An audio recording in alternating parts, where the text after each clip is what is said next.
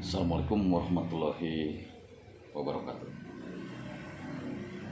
Sahabat-sahabat, sahabat di Caragun, ya, saya ingin berbagi ilmu tentang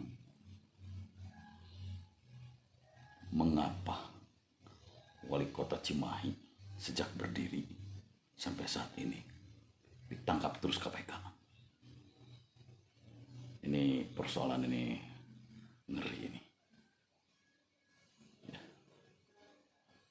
Dari mulai wali kota pertama, ya, kedua dan ketiga ditangkap KPK. Mengapa itu terjadi? Dan itu harus dihentikan. Kejadian-kejadian yang mengenaskan itu jangan pernah terjadi kembali. Saya menjadi anggota Dewan 15 tahun di DPRD Cimahi. Dan terakhir saya menjadi Ketua DPRD Cimahi. Saya sangat menyaksikan itu. Sangat menyaksikan itu. Bahkan saya sempat diundang menjadi saksi di KPK 10 jam saya.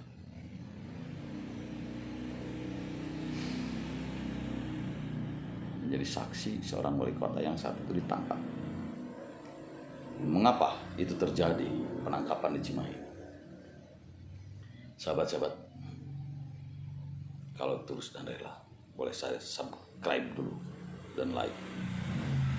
Jadi, Cimahi ini kota kecil yang APBD-nya itu 350 miliar sekitar.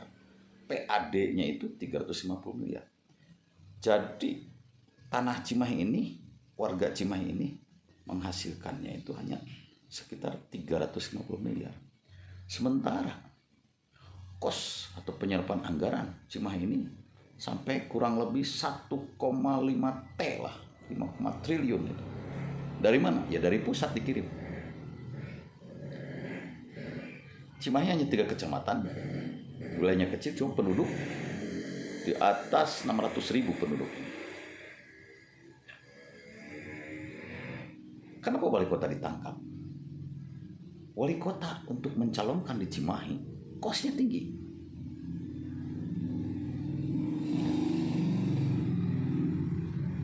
Kosnya tinggi sekali. Ya, jadi untuk mencalonkan wali kota di Cimahi ini mesti di atas 10 M. Di atas 10 miliar. Biayanya itu, kosnya itu di atas 10 miliar. Sementara wali kota Cimahi gajinya berapa? Mengolah anggarannya berapa? Menyerap anggarannya berapa? Kecil. Jadi akhirnya setiap wali kota di Cimahi, apalagi wali kota itu mau mencalonkan kembali di periode berikutnya, ini berusaha, punten dikutip, mencuri melalui dinas dengan proyek-proyek, mencuri melalui penjualan jabatan, ya, mencuri melalui suap atau gratifikasi dalam hal perizinan. Itu mencuri. Itu buat kos mencalonkan kembali berikutnya. Atau robah gaya hidup. Ya, robah gaya hidup. Kerakusan. Ingin punya pom bensin, ingin punya villa. Kan wali kota ini gaulnya dengan wali kota yang kotanya maju. Wali kota Surabaya, wali kota Bandung, wali kota mana yang lebih maju PAD-nya tinggi. Ego wali kotanya tetap sama. Tapi tidak melihat kemampuan keuangan yang ada di kota Cimahi itu sendiri. Jadi akhirnya tidak mengukur. Akhirnya karena dia juga ingin mencalonkan kembali, ya berusaha bagaimana sosialisasi dengan kos yang ada. Ya main-mainlah di situ. Mencurilah di situ. Ya. Karena biaya kos untuk politik, untuk pencalonan nanti itu tinggi. Ya ini menjadi persoalan. Akhirnya ya mencuri terus. Jadi siapapun wali kotanya ke depan, kalau tetap masih mau mencalonkan lagi, masih harus punya modal untuk mencalonkan, sementara pribadinya tidak punya modal, atau kerakusan dirinya sekalipun punya modal tetap ingin ngagoreng lauk ku gajihna, istilahnya ngagoreng daging ku gajihna, ingin mengeluarkan kos politik dengan dari hasil, bukan dari hasil keliru, maksud saya bukan dari kos kemampuan kocek saku sendiri, bukan. Nyai harus mencuri ya, karena kosnya memang tinggi ya. Proyek-proyek di Cimahi kan nilainya kecil. Jadi kalau 1,7 triliun, 1,5 triliun misalkan APBD Kota Cimahi ya, itu kan untuk membangunnya itu kan paling 500 miliar. Untuk membangun melayani masyarakat, membangun jalan dan lain sebagainya itu hanya 500 miliar. 500 miliar bancakan kan. Dipotong itu, potong iya, potong itu, potong iya. Waduh.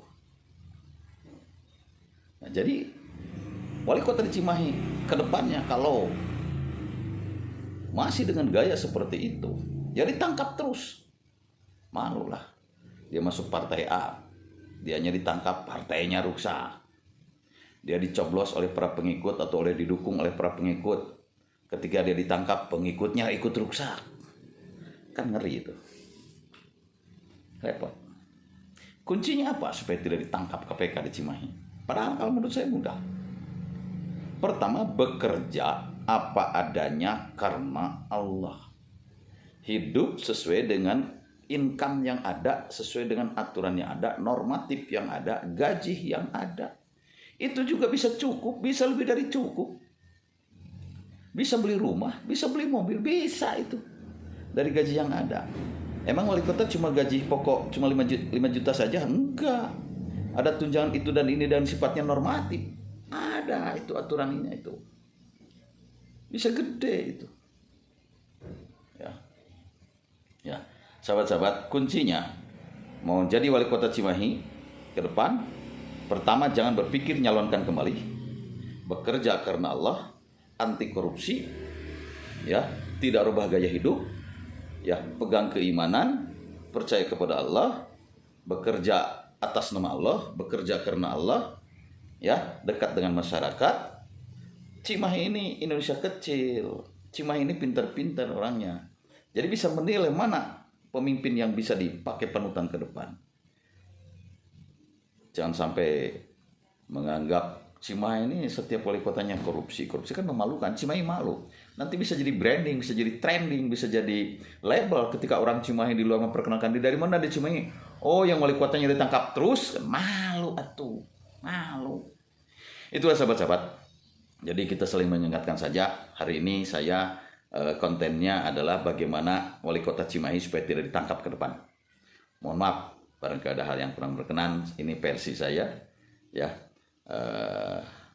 Benarnya dari Quran dan hadis, salahnya dari Ahmad Gunawan. Wassalamualaikum warahmatullahi wabarakatuh.